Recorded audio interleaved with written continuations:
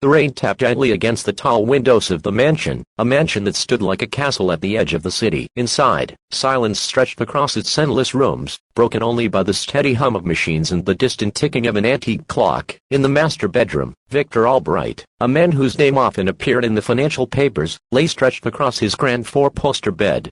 He wasn't sleeping. He hadn't really slept in years. To the world, Victor was a man who had everything: wealth beyond imagination, luxury cars, art that hung like treasures in museums, and a home so vast that he rarely saw half of it. Yet in the deep quiet of his nights, when no one was watching, he felt nothing but a hollow ache inside. His fortune had bought him every material thing he could desire, but not companionship, not laughter, not warmth. His wife had passed away years earlier, leaving him with only echoes of memories. His only son had grown distant, chasing his own life abroad.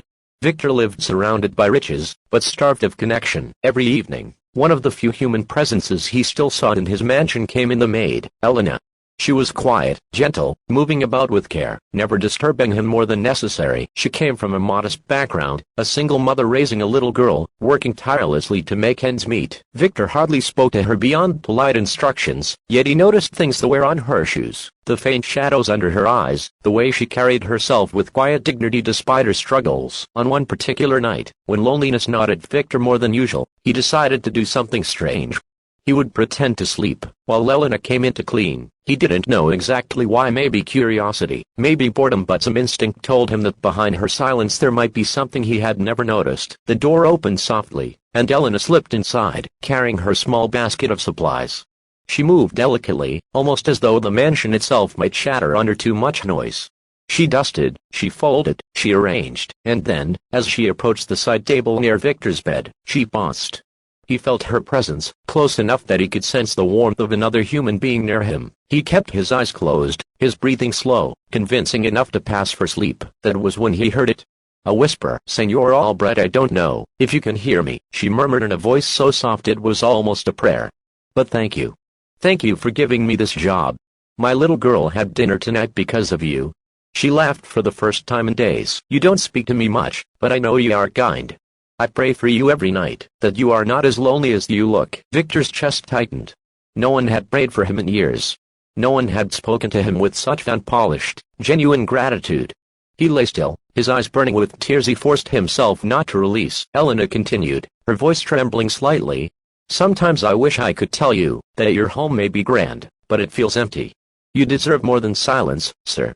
You deserve to smile again. I hope one day someone gives you the kindness you've given me, even if you don't realize it." Her words slipped into him like light breaking through a long-closed window.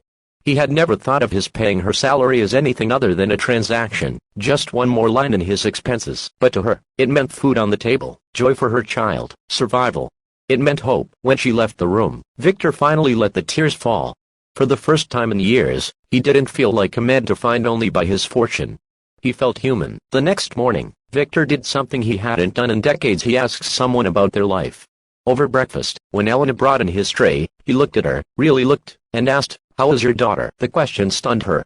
She blinked, then answered softly, "She is well, sir. Better, thanks to this job." From that day, a quiet transformation began. Victor began speaking to Elena each morning, learning about her struggles, her dreams for her little girl. She, in turn, began to see, not just her employer, but a man carrying silent grief. Weeks later, Victor asked if he could meet her daughter.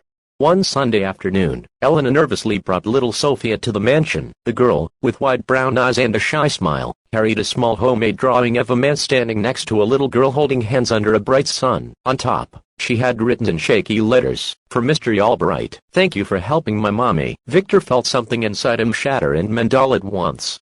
He knelt, hugging the little girl as tears streamed down his face. That night, he realized Elena's whispered words had saved him. They had awakened something his fortune never could: connection, kindness, family. Months later, Victor made another decision.